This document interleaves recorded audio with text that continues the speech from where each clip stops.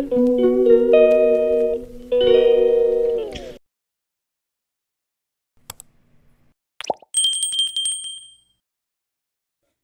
সকাল বন্ধুরা, আশা করি সবাই ভালো আছেন। আমিও ভালো আছি। তো বাগানে ঘোরাঘুরি করছি, তো খুব ভালো ফুল ফোটেনি এবারে।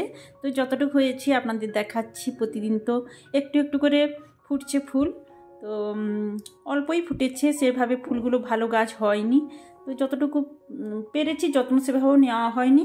তারপর তো দেখছেন তো বাড়িতে এই যে প্লাইয়ের কাজ হচ্ছে না, প্লাইয়ের গুঁড়ো উড়ে গাছগুলো নষ্ট হয়ে যাচ্ছে। তো গাছগুলোতে জলও আমি দিয়ে দিয়েছি। তো এখন ঘোরাঘুরি করছি একটু বাগানে, এই জন্য আপনাদের সঙ্গে শেয়ার করলাম বাগানটা। আর শাকের গাছগুলো একটু একটু করে বড় হচ্ছে চোখের সামনে, খুব সুন্দর লাগছে। বিমস গাছগুলো, ধনে পাতার গাছ, সমস্ত কিছু বড় হচ্ছে একটু একটু করে। আর মাছওয়ালা ভাইটা এলে হাঁক ঢাক দিতে শুরু করে দিয়েছে, তো আমি ডাকলাম একটু মাছ নেব।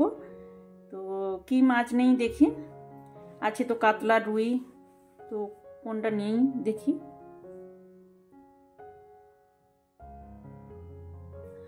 তো মাছ কেনার পর স্নান টান করে নিয়েছি, আর সকালে সমস্ত কাজ করে ব্লগটা শুরু করেছি আজকে।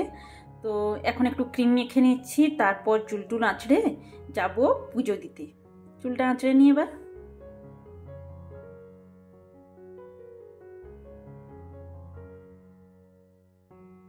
তো ফ্রেশ হয়ে নিলাম চুল টুল আঁচড়ে।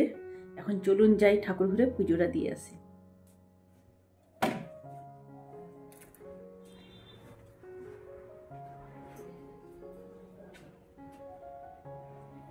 প্রতিনিয়ত যা যা করে থাকি সেইগুলো টুকটাক শেয়ার করি। তো রোজ ব্লগও করা হয়ে ওঠে না, এই যে ঘরের কাজ চলছে, তো এমন বিকট আওয়াজ না, ভালো লাগে না ব্লগ শুরু করি। একটা পরিবেশটাও যেন কীরকম অন্যরকম হয়ে গেছে। তো ঘরটা ঠিক হয়ে যাক, আমার রুম ডেকোরেশনটা ঠিক হয়ে যাক, তারপর আবার মুড নিয়ে আবার ঠিকঠাক করে ব্লগ করব। তো এখন পুজোটা দিয়ে নিই, পুজোটা দিয়ে নিয়ে তারপর বাড়িতে যাব, টিফিন করব, রান্না বান্না করব। পুজো দেওয়া আমার কমপ্লিট হয়ে গেছে, সমস্ত কিছু গুছিয়ে নিলাম, আর ঠাকুর ঘরটা মুছে টুছে পরিষ্কারও করে নিলাম। এখন ঘরে যাব, তো চলুন ঘরে যাই।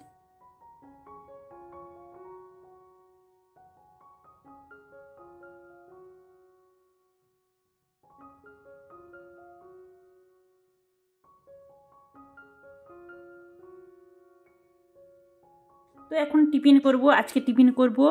মেয়েরও খুব খেতে ইচ্ছে হয়েছিল, মা বলল মা তুমি পেঁয়াজ ভাজা মুড়ি খাবো। তো দুজনেই পেঁয়াজ ভাজা মুড়ি খাচ্ছি। তো খেয়ে নি মুড়িটা, তারপর রান্না বান্না শুরু করব। টিফিন করা হয়ে গেছে, এখন সবজি কাটতে বসে গেছি।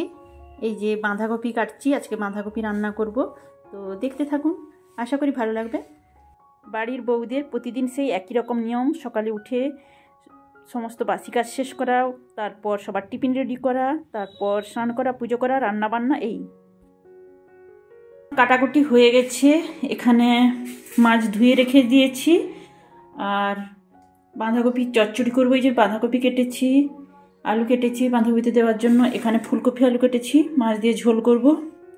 তো শুরু করে দিই রান্নাবান্না, আগে মাছটা ভাজতে বসিয়ে দিই, তারপর পরপর সমস্ত কিছু আমি করে নেব। কড়াইতে তেল দিয়ে দিয়েছি, তেলটা গরম হয়ে গেছে, এবার মাছগুলো একে একে আমি ভেজে নেব। প্রথমে আমি মাছের মাথা 2 পিস ছিল, সেই মাছের মাথাগুলো ভেজে নিচ্ছি। এটা বাঁধাকপির চচ্চড়ি রান্না করো, আর মাছের মাথা দিয়ে বাঁধাকপি চচ্চড়ি খেতে না দারুণ লাগে।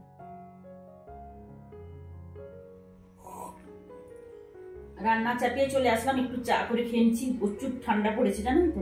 এমনিতে আমি একটু চা খাই, তো এখন একটু চা খেয়ে নিই, তারপর রান্না আস্তে আস্তে করতে থাকবো। চা খেয়ে চলে আসলাম রান্নাঘরে, তারপর মশলা টশলা বেটে নিয়েছি। এখন মশলা কষাচ্ছি ফুলকপি আলু দিয়ে, আর একটু কষিয়ে নিচ্ছি, দিয়ে একটু চাপা দিয়ে দেব, তারপর জল দিয়ে দেব, মাছ দিয়ে দেব।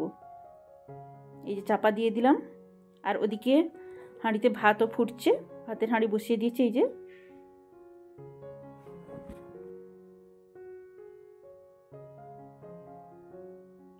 ফুলকপির ঝোলটা আমার রান্না হয়ে গেছে, আবার মশলা কষাচ্ছি। এটা বাঁধাকপি চচ্চড়ি করব, একটু ভাপ দিয়ে নিয়েছি কুকারে। এই যে কষিয়ে এবার পরপর আমি বাঁধাকপিটাকেও কষিয়ে নিচ্ছি, দিয়ে তারপর মাছের মাথাগুলো দিয়ে ভালোভাবে আমি নাড়িয়ে চাড়িয়ে নাড়তে নাড়তে ভালোভাবে একটা থকথকে ভাব হয়ে আসবে, তখন নামিয়ে নেব বাঁধাকপিটা।